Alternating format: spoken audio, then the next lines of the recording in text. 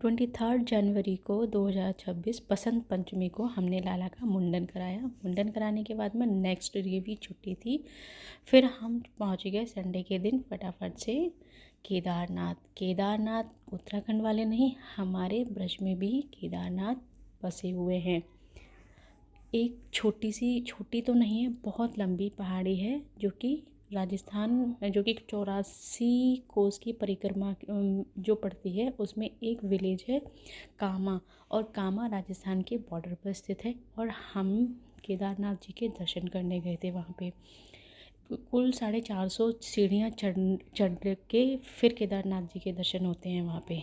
फिर हमने क्या किया, वहाँ पे ना दो लोग लेके जाते हैं एक पालकी टाइप की, लेकिन हम पैदल ही गए। ये जो रास्ते में ही स्टेयर्स के उसमें ये जो नाग दिख रहा है ना, ये कहा जाता है कि भीमशिला है और उस पे शेषनाग बने हुए हैं।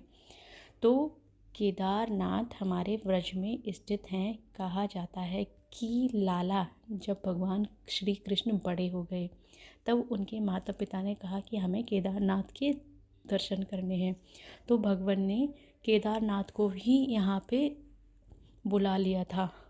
और भोलेनाथ भी इतने भोले कि वो दर्शन देने अपने आराध्या के माता पिता को ब्रज में आ गए, क्योंकि महादेव को तो बहाना चाहिए ना कि उनके आराध्य कहाँ बुलाएं और कहाँ जाएं।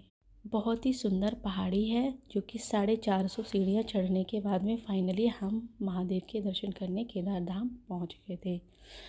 भगवान एक शिला के नीचे ऐसे बैठे हैं जैसे कि छुप के बैठे हैं, और सच में हमें ऐसे दर्शन हुए। हम इस गुफा में घुसे छुप के, मतलब सरक के हमें घुसना पड़ा, लेकिन सच में मन प्रफुल्लित हो गया हमें दर्शन करके। हम सब ने ही, मतलब सभी के, अब हम 5 मिनट की लाइन लगने के बाद में फटाफट से हमें दर्शन हो गए। और दर्शन करने के बाद में फिर हम आ गए थे। मैंने अपनी लंबी वीडियो में दिखाया है कि हमने कहाँ कहाँ गए हुए थे।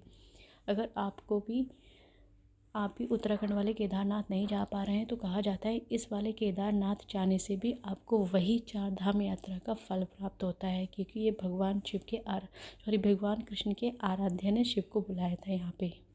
जय श्री कृष्णा, राधे राधे।